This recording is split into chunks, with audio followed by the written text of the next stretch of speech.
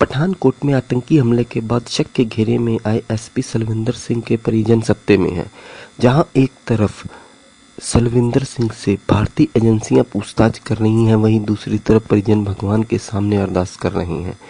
उनका कहना है कि उनके पिता और पति जल्द ही इस मामले से बाहर निकलें। परिजनों का कहना है कि एसपी सलविंदर सिंह निर्दोष हैं और उन्हें जानबूझकर फंसाया जा रहा है। सराना न्यूज के लिए रिपोर्टर साहिब दयाल की न्यूज। भूल गया होगा, मतलब शॉर्टकट मारा उन्होंने। वो कभी पहले उस रास्ते से आए भी नहीं। अब वहां से उन्होंने टर्न किया। पहले भी जैसे उन्होंने बताया कि एक नाका था, अब दूसरा भी एक नाका उन्होंने आया। जो उनका फ्रेंड राजेश कुमार वर्मा था वो गाड़ी चला रहा था। तो जैसे वो उन्होंने शीशा से किया तो पापा ने जैसे कि बताया कि वो अंदर घुस गए सारे और उन्होंने लाइट्स ऑफ और कर दी। बाबा जी की इतनी कृपा थी कि उनको हमारे नीली बत्ती भी नहीं नजर आई। जो लाइट थी इतनी कृपा थी, अगर उनको पता होता ना तो एट द स्पॉट उन्होंने उसी टाइम पे खत्म कर देना था पापा को। ऐसे वो आए, पापा ने जैसे बताया आंखें बंद कर दी, मेरा मुंह बंद कर दिया, मेरे हाथ बांध दिए पीछे को करके और नीचे करके गर्दन नीचे कर दी और बोला कि अगर आप हिले तो आपको गोली लग जाएगी। तो आगे जाके जैसे पापा ने बताया कि आगे चल के कुछ कच्चा रास्ता था, वहां पे उन्होंने गाड़ी रोकी और वहां पे उनको फेंक दिया गया। जब फेंक दिया गया तो पापा कह रहे कि काफी टाइम हो गया, मेरे हाथ जो थे ठंड लग रही थी उनको। मैं ये कह रही हूँ कि अगर हर एक इंसान पे ऐसे बीतेगी तो तब उनको पता चलेगा कि जब एक इंसान आपको बता रहा है कि मैंने कोई गलत काम नहीं, गलत क्या किया। मुझे लगता है कि सिर्फ वो बाबा जी के घर पे चले गए मत्था टेकने और सिर्फ उनकी यही गलती थी। अगर ठीक है, अगर उनको भगवान ना करे कुछ हो जाता तो फिर आपकी सरकार जो है वो ये कहती कि नहीं जी ये बंदा जो है वो शहीद हो गया। तो जब आपको इस बारे में पता चला फिर आपने अपने पापा से संपर्क किया? उनके फोन सारे बंद थे और हमने उसके बाद संपर्क नहीं किया, तो हम सीधा गुरदासपुर चले गए सुबह ही और पापा रात को घर पे आए थे। तो उसके बाद पापा ने आपको क्या बताया? पापा ने ऐसे जैसे मैं आपको बता रही हूँ ये सारा कुछ बताया कि मैं कैसे बचाऊं, मैंने अपनी हिम्मत करके कैसे मतलब ये हाथ वगैरह खोले और कैसे मतलब जो था उनका कुक मदन उनको भी कैसे खोला और वहां से कैसे नाले पार किए, ड्रेन पार किए, जाके आसपास के लोगों को खड़काया। सुबह का टाइम था 3 बजे का, कोई दरवाजा भी नहीं खोलता और एक शायद दरवाजा खुला था, उसके अंदर चले गए पापा। उन्होंने चाय वगैरह, वो भी यकीन ना करें, फिर पापा के पास बाई चांस एक फोन रह गया, जैसे कहते किस्मत, वो फोन रह गया उनके पास। उन्होंने वहां पे कंट्रोल रूम में फोन किया, वो कहते हमारे यहाँ पे आप मतलब बात मत करो, आप पठानकोट के जो है वहां पे कंट्रोल रूम में बात करो, आप यहाँ पे मत बात करो।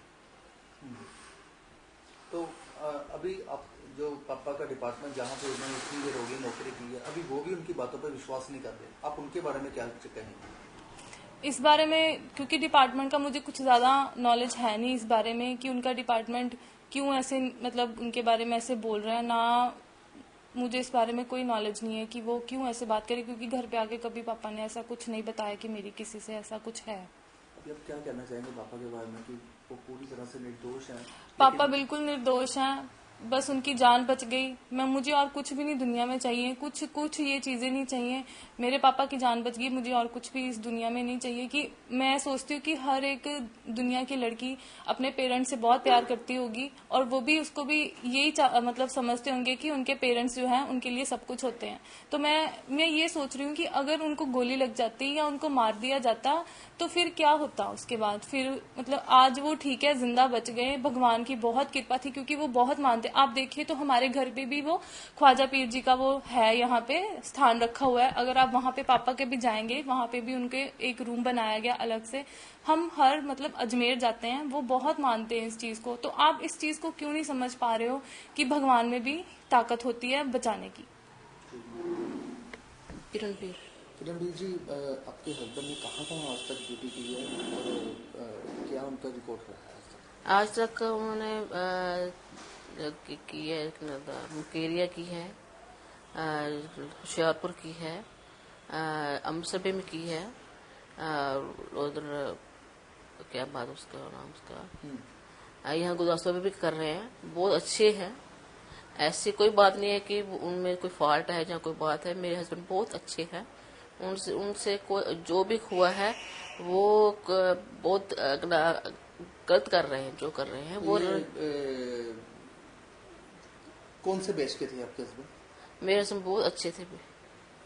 बैच कौन सा था उनका? वो एसपी थे बस। नहीं, बैच कौन से सन में भर्ती हुए थे? 86। तो अभी उन्होंने थोड़े दिन पहले वो गुरदासपुर में एसपी थे। हाँ जी। अभी उनकी ट्रांसफर पीएपी में होगी। हाँ क्या जी। वजह रही है पीएपी में ट्रांसफर होने की? ये इसमें में मुझे मालूम नहीं है कि क्या वजह है, क्या वजह क्यों हुई है, ये मुझे मालूम नहीं है। तो अभी आप अपने हस्बैंड को में क्या कहना चाहेंगे कि उनका डिपार्टमेंट भी उन पर विश्वास नहीं कर रहा है और बाकी जितनी भी एजेंसीज हैं वो अपने बयान भी बदल देते हैं थोड़ा थोड़ा, उसके बारे में आप क्या कहेंगे? कितना आपको विश्वास है अपने हस्बैंड पर कि वो निर्दोष है पूरी तरह से? बहुत अच्छे हैं मेरे हस्बैंड, वो बिल्कुल निर्दोष है।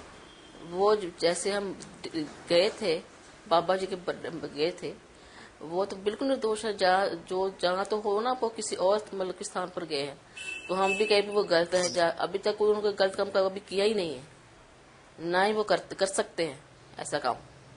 कितने टोटल आप कितने मेंबर हैं, कितने बच्चे हैं आपके? मेरे 2 बेटियां, 1 बेटा है। कब कब आपके